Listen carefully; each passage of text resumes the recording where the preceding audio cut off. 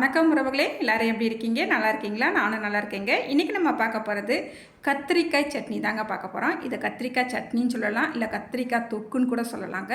இட்லி, தோசை, சாதத்தோடு சாப்பிடும்போது ரொம்ப ரொம்ப டேஸ்ட்டாக இருக்குங்க. இது ஒன்று மட்டும் செஞ்சு வச்சுக்கிட்டா போதும். காலையில் டிஃபனுக்கு வச்சுக்கலாம், மதியானம் சாப்பாட்டுக்கும் நம்ம வச்சுக்கலாங்க. அவ்வளோ டேஸ்ட்டாக இருக்கும். சரி வாங்க, இந்த சுவையான கத்திரிக்காய் சட்னி எப்படி செய்யலான்னு பார்த்துடலாம். நான் இன்றைக்கி 300 கிராம் கத்திரிக்காய் எடுத்து நீல வாக்கில் கட் பண்ணி வச்சுருக்கிறேன்.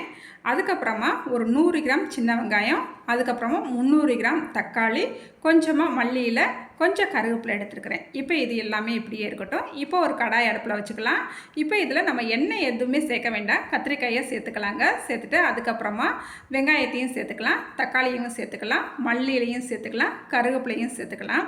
இப்போ இது எல்லாத்தையுமே நம்ம தண்ணி தெளித்து விட்டு தான் நம்ம வேக விட போகிறோம். ஃபஸ்ட்டு நல்லா கலந்து விட்டுக்கலாம். அதுக்கப்புறமா கொஞ்சமாக தண்ணி தெளித்து விட்டுட்டு இதை நம்ம வேக விட போகிறோம். அதிகமான தண்ணி சேர்க்க வேண்டாம், ஏன்னா கத்திரிக்காய் வெந்து அடியில் நம்மளுக்கு தண்ணி நின்றுடும். அதனால் கொஞ்சமாக தண்ணி தெளித்து விட்டுட்டு அந்த தண்ணியிலேயே இந்த கத்திரிக்காய், தக்காளி, வெங்காயம் எல்லாமே வெந்து வரணுங்க.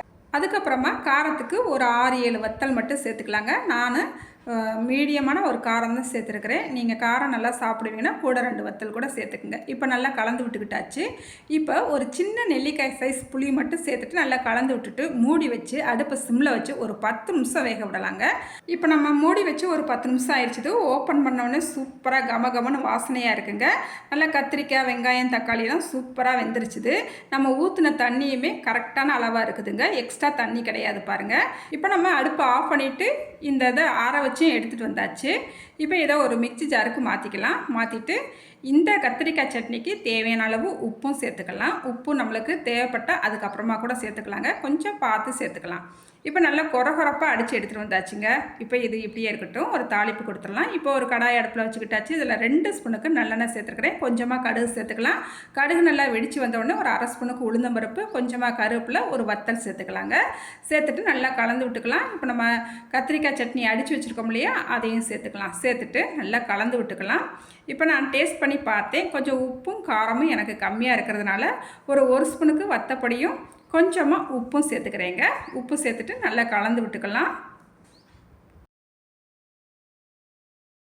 இப்போ இந்த சட்னியை மூடி வச்சு ஒரு 5 நிமிஷத்துக்கு அடுப்பு சிம்மில் வச்சுட்டு அப்படியே விட்டுறலாம். அதுக்கப்புறமா பார்க்கலாம். இப்போ நம்ம ஓப்பன் பண்ணி பார்க்கலாம். 5 நிமிஷம் ஆயிடுச்சுது. நல்லா சூப்பராக நம்மளுக்கு ரெடி ஆயிடுச்சு. அடுப்பு ஆஃப் பண்ணிக்கலாங்க. இப்போ நம்மளுக்கு சுவையான கத்திரிக்காய் சட்னியும் சுட சுட மொறு மொறுன்னு தோசையும் சூப்பராக ரெடி ஆகிடுச்சுங்க. நான் சாப்பிட்டு பார்த்தேன், ரொம்ப ரொம்ப டேஸ்ட்டாக இருக்குங்க. தோசையோட மட்டும் இல்லைங்க, இட்லியோடையும் சாதத்தோடையும் சாப்பிடும் போது இன்னமும் சூப்பராக இருக்கும். நீங்கள் ஒரு முறை இதே அளவுகளோட இந்த கத்திரிக்காய் தக்காளி சட்னியை நீங்கள் ஒரு முறை ட்ரை பண்ணி பாருங்கள். ட்ரை பண்ணிவிட்டு எப்படி இருந்துச்சுன்னு மறக்காமல் கமெண்ட்டில் சொல்லுங்கள். இது செய்கிறதுமே ரொம்ப ரொம்ப ஈஸிங்க. அதிகமாக எண்ணெயும் தேவைப்படாது, சட்டுன்னு செஞ்சிடலாம். நீங்களும் இந்த கத்திரிக்காய் சட்னியை இதே அளவுகளோட ட்ரை பண்ணி பாருங்கள். ட்ரை பண்ணிவிட்டு எப்படி இருந்துச்சுன்னு மறக்காமல் கமெண்ட்டில் சொல்லுங்கள். இந்த வீடியோக்கு ஒரு லைக் பண்ணிவிடுங்க. அடுத்த ஒரு வீடியோவில் பார்க்கலாங்க. பாய்.